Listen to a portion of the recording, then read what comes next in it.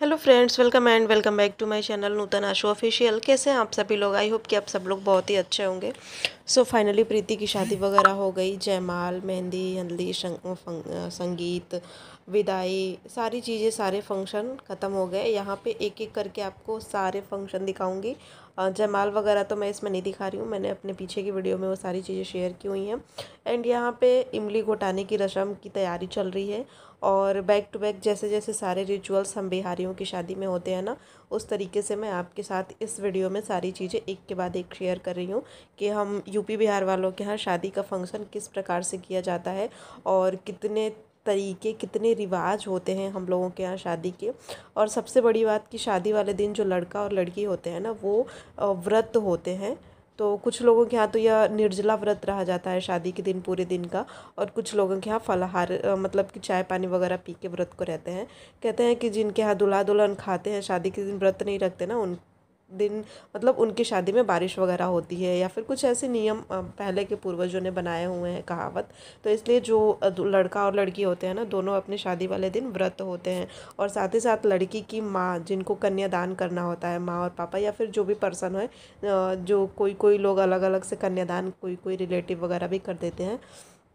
तो जिनको कन्यादान करना होता है ना, वो भी व्रत रहते हैं। और लड़का और लड़की मतलब दोनों अपनी शादी में पूरे दिन का व्रत रहते हैं। अब यहाँ पे जब जयमाल वगैरह हो जाती है, सारी चीज़ें हो जाती हैं ना, तो दूल्हा और दुल्हन बैठ के खाना खा लेते हैं। और कुछ अगर अभी भी गांव वगैरह में जब पूरी शादी फाइनल सिंदूरदान वगैरह हो जाते हैं, सारी चीज़ें जब हो जाती हैं, उसके बाद कोहबर में लड़का और लड़की को बिठा के खाना खिलाया जाता है।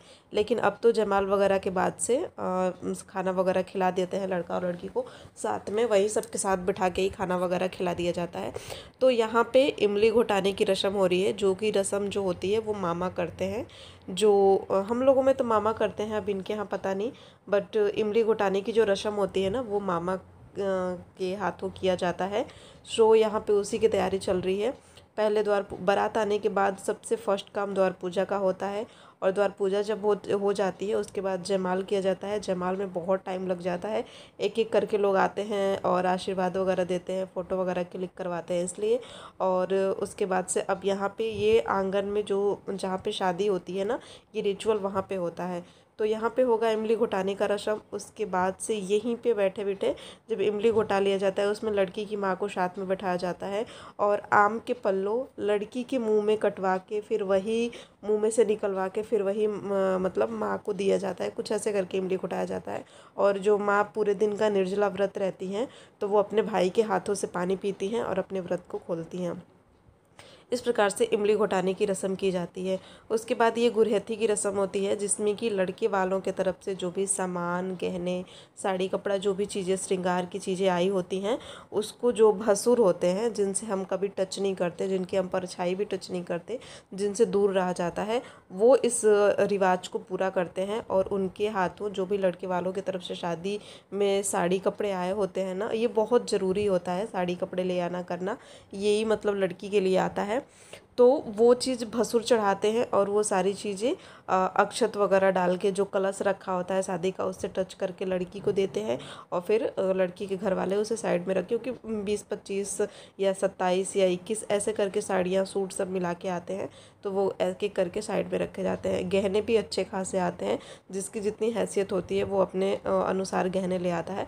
5, 3, 7 मतलब अच्छे खासे गहने भी आते हैं, जिसमें हार, टीका, अंगूठी, मंगलसूत्र, ईयरिंग, चूड़ियाँ, पजेब, ये सारी चीज़ें होती हैं। तो इसको गुरहथी की रस्म बोलते हैं। और सब लोग एक तरफ लड़के वाले बैठते हैं, एक तरफ लड़की वाली बैठती है। नथिया वगैरह भी आता है, तो प्रीति को भी लग रहा है सारी ज्वेलरी चढ़ाएं ये लोग। टीका, नथिया, हार, अंगूठी, ईयर रिंग, मंगलसूत्र, ये सारी चीज़ें प्रीति को भी चढ़ाई गई हैं। और मतलब इतना हर किसी लड़की को शादी में आता ही है। तो वो ऐसे अक्षत डाल के भसुर के द्वारा लड़की को दिया जाता है। और जब सारी चीज़ें भसुर चढ़ा लेते हैं, तो उसके बाद माला वगैरह पहनाते हैं। और फिर मतलब ऐसे मजाक के तौर पे जो लड़की वालों की तरफ से भी कोई एक जो मजाकिया रिलेशन का होता है, जैसे कि भाभी हो गई या फिर साली हो गई, कोई माला वगैरह भसुर को भी पहनाया जाता है। चूड़ी भी चढ़ाया गया है प्रीति को, कंगन चढ़ाया गया है, 2 वाला सेट जो होता है वो। फिर ये अंगूठी है, ऐसे करके ना चढ़ाई जाती हैं। तो पूरे रस्म और रिवाज के साथ हम लोगों के यहाँ शादी की ये रस्म होती है। मैंने बोला था ना पौजेब भी होता है, तो ये कुछ ये पौजेब भी है शायद, जो मतलब घुंघरू वाला जो पायल होता है ना चौड़ा वाला, उसको पौजेब बोलते हैं, वो भी चढ़ाया जाता है। बिछिया भी है। तो एक सुहागन को जितनी ज्वेलरी पहननी होती है सारी ज्वेलरी चढ़ाई जाती है, और बहुत अच्छे ससुराल वाले अच्छी खासी ज्वेलरी चढ़ाए हैं लोग प्रीति को। सो अब यहाँ पे हो रही है कन्यादान की रस्म। जब गुरहथी की रस्म हो जाती है उसके बाद से भसुर वगैरह जब सब लोग आंगन में से चले जाते हैं तो कुछ देर के बाद से फिर दूल्हे को आंगन में ले आया जाता है, और जो मम्मी पापा लोग होते हैं वो दूल्हे को बैठाते हैं और परछावन वगैरह किया जाता है आंगन में ले आके। उसके बाद से फिर ये मतलब शादी वाली धोती बोलते हैं या कपड़ा बोलते हैं इसको, यही पहन के शादी करना होता है।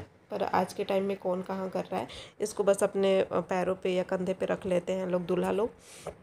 उसके बाद यहाँ पे हो रही है कन्यादान की रस्म। अभी प्रीति को आंगन में नहीं ले आया गया है, प्रीति के भी कपड़ा वगैरह चेंज करके अब उनको ले आया जाएगा। मतलब जो लड़की होती है ना उसको शादी की जो मतलब अपने पापा के घर की, अपने मायके की जो साड़ी होती है वो पहन के शादी करना होता है।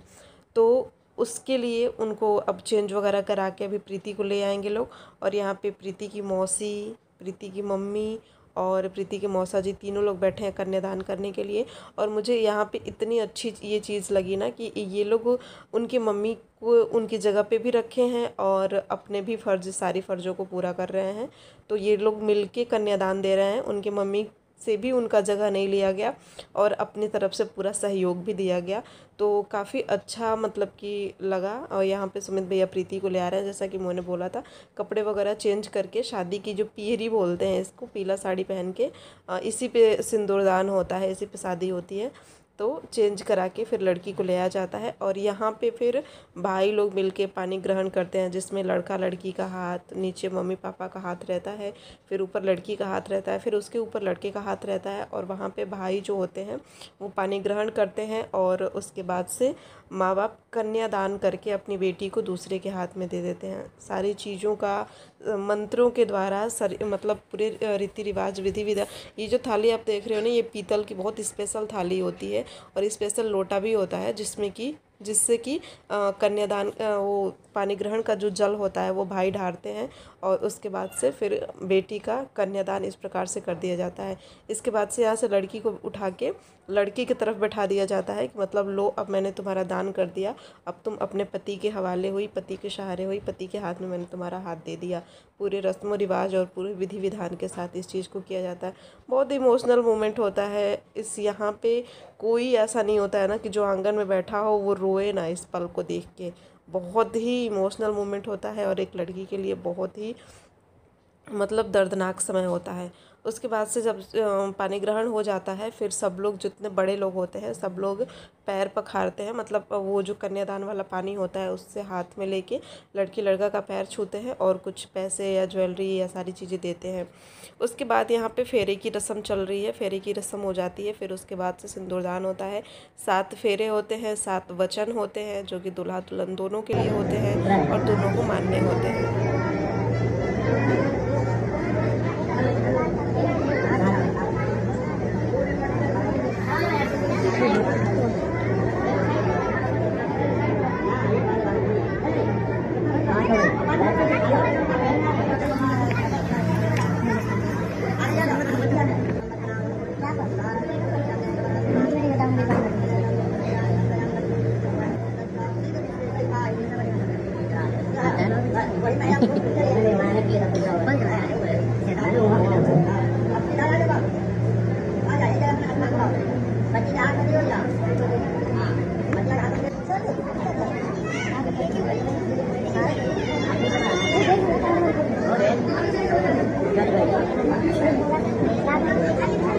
बाद में वो कर ले लीजिएगा, सिंदूर डालेंगे। पीछे देख के तुम्हारे यहाँ कर लियो ना, कीवे में डाल देंगे तो मैया के वो कीवे में डाल देंगे। हाँ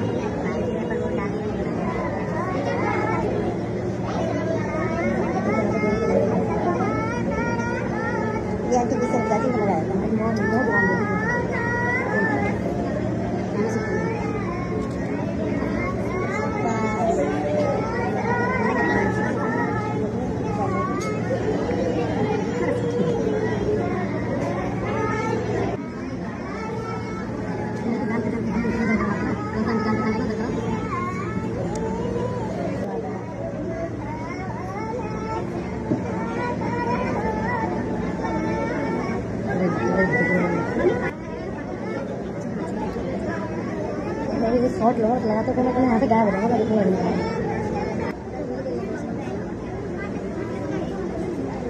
शॉट ले भाई, एक बार लाइन से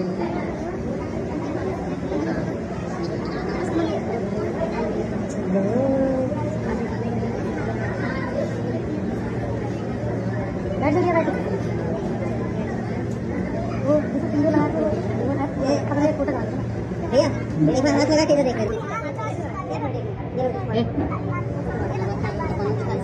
देखना इधर देखो इधर वेट होल्ड मैम इधर देख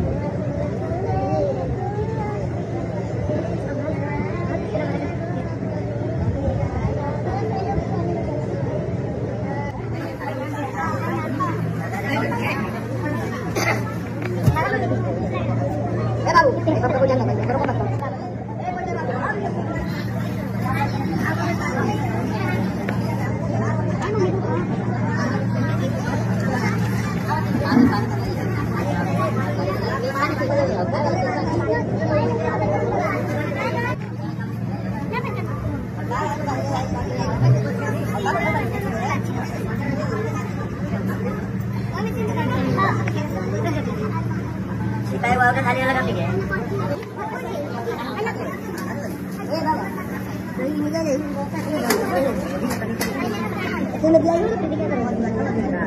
जा भी बच्चे अच्छा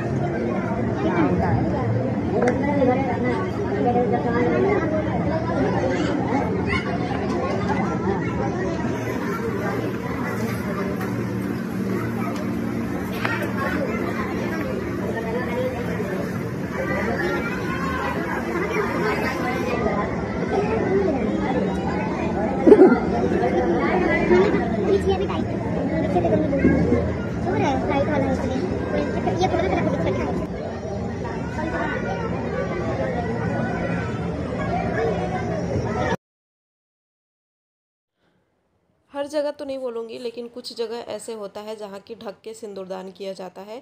सो इनके यहाँ भी जो धोती होती है उससे पूरा कवर करके पर्दा करके उसके बाद से प्रीति का सिंदूरदान हुआ। और सिंदूरदान के बाद से ये लोग ना अब वहाँ से जो बैंकेट था वहाँ से निकल के अपने घर को आ गए हैं।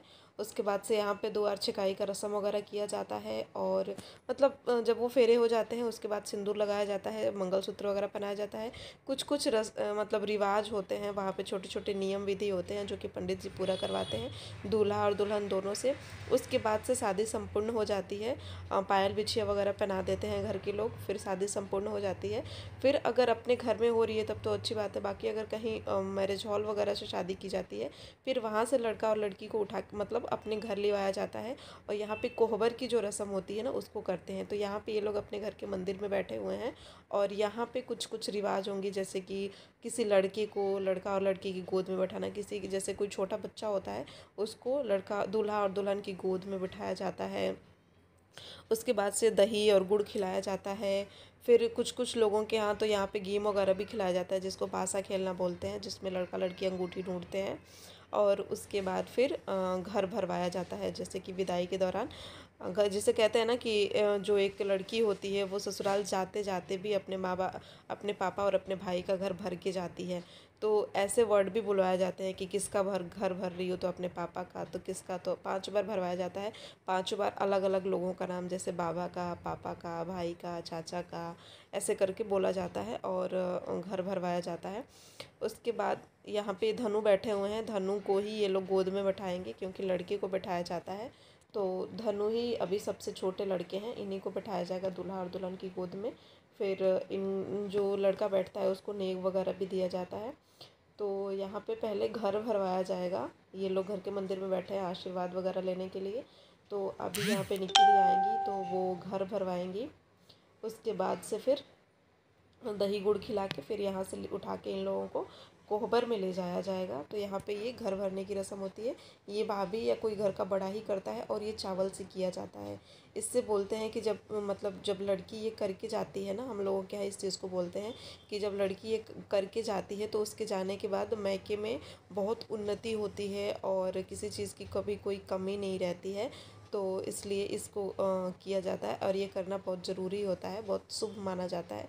कहते हैं अक्षत जितनी ऊपर जाता है ना मैके की उतनी तरक्की होती है, मैके का उतना विकास होता है, भाई और मतलब भाई की उतना ही उन्नति और विकास होता है। तो इसलिए इस रस्म को करवाया जाता है। उसके बाद हम लोगों के यहाँ क्या होता है, 2 बार खोइंछा डाला जाता है लड़की को और विदाई होती है। एक बार खोइंछा में जीरा पड़ता है और एक बार खोइंछा में चावल पड़ता है, जो कि पहली बार में सिवान जो मतलब थोड़ी दूर घर से थोड़ी दूर भेजा जाता है और उसके बाद वहाँ से वापसी ले आते हैं और फिर उस खोइंछा को बदल के फिर दोबारा से विदाई की जाती है। इससे क्या होता है कि कभी भी प्रीति को आना होगा तो कभी भी वो अपने मायके आ सकती हैं, कोई मतलब ये नहीं रहेगा कि मुहूर्त नहीं है या दिन नहीं है तो नहीं आ सकती, क्योंकि सही अच्छे मुहूर्त में अच्छे तिथि पे शादी की जाती है। तो उसी तिथि में उसी मुहूर्त में इस चीज़ को इसीलिए कर दिया जाता है कि दोबारा आने जाने में लड़की को परेशानी ना हो। और जब ये घर भरने वाला रिवाज होता है, रस्म होती है ना, तो ये एक भाई भी कराता है और एक या फिर हम लोगों के यहाँ भाई कराते हैं, यहाँ पे तो भाभी करा रही है। सच में इतना रोना आता है। जब मेरा हुआ था ना तो मैं तो बहुत चिल्ला चिल्ला के रोई थी और ये बहुत दर्दनाक होता है। मतलब ऐसा लगता है कि हमसे क्या छीना जा रहा है, हमसे क्या छूट रहा है ऐसा जो कि मिलेगा नहीं, या फिर हम कभी इतने दिन इसी घर में रहे और अब हम दोबारा इस घर में नहीं आ पाएंगे, या फिर दोबारा हमें ये सारी चीज़ें सब लोग हमसे छूट जाएंगे। अब इन्हीं लोगों से मतलब अपने मायके वालों से, अपने भाई बहन मम्मी पापा से मिलने के लिए हमें कुछ देर समय निकाल के आना पड़ेगा। हालांकि इस समय के साथ साथ सारी चीज़ें एडजस्ट हो जाएंगी। अभी 2-4 साल 5 साल बीत जाएंगे तो ये लगेगा कि अब यही हमारा घर है, यही हमारे लिए ज़रूरी है, या फिर यहीं की जिम्मेदारियां हमारे लिए सबसे पहले हैं। आदमी अपनी गृहस्थी में बहुत ही ज़्यादा बिजी हो जाता है, लेकिन जब इस टाइम पे आना रहता है ना तो ये लगता है कि क्यों हुई ये शादी, क्यों हम जाएं किसी और के घर, क्यों नहीं हम रह जाते अपनी मम्मी पापा के घर। यहाँ पे निकी दी उनके हस्बैंड को, मतलब वो जो दूल्हे राजा हैं, उनको छेड़ रही हैं कि पहले लड़की को खिलाया जाएगा और लड़की का जूठा ही लड़के को खाना होता है। ऐसा करके हंसी मजाक चलता है। अरे अभी इस रिवाज के बाद से प्रीति का पैर वगैरह कलर होगा और मांग वगैरह बबोरा जाएगा। उसके बाद से विदाई होगी।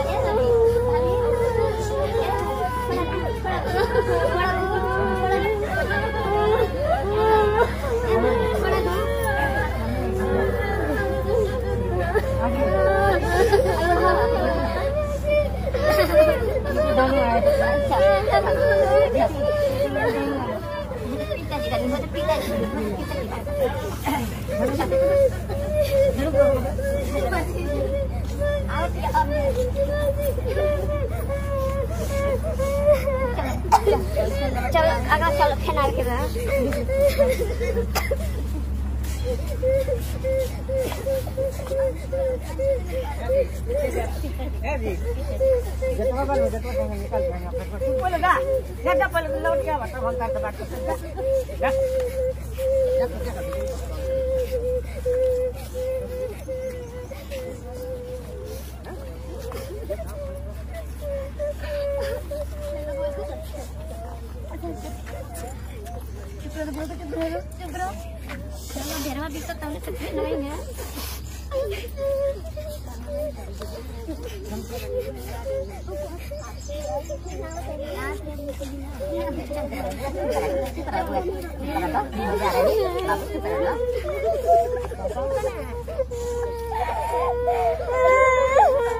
विदाई के टाइम ऐसा होता है ना कि घर के सारे मेंबर्स, भाई भाभी, बुआ, दीदी, मतलब मौसी, जितने भी लोग होते हैं सबसे मिल मिल के उनको मतलब ऐसे पकड़ के रोने का रिवाज होता है। ये नहीं कि किसी एक से ही मिल के चले जाएं, तो ऐसा किया जाता है। उसके बाद यहाँ पे सबसे मिलने वाले के बाद रोने और वो करने के बाद अब यहाँ पे खोइंछा दोबारा से मतलब वापसी कर दिया गया है यहाँ पे। और ये दोबारा से जब आई हैं तो फिर दोबारा से अपनी मम्मी को पकड़ के ऐसे रो रही हैं।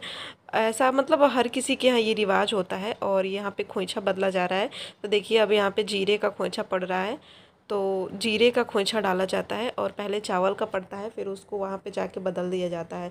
मतलब कोई लड़के वाले की तरफ से गाड़ी में रहता है और वो उस खोइंछा को अपने खोल के रख लेता है और फिर लड़की के घर का चावल खोइंछा में डाल देता है और वो यहाँ पे ले आके उस चावल को निकाल के इसमें जीरे का खोइंछा पड़ रहा है। तो इस प्रकार से खोइंछा चेंज करके और अब यहाँ पे इनकी फाइनल विदाई हो जाएगी।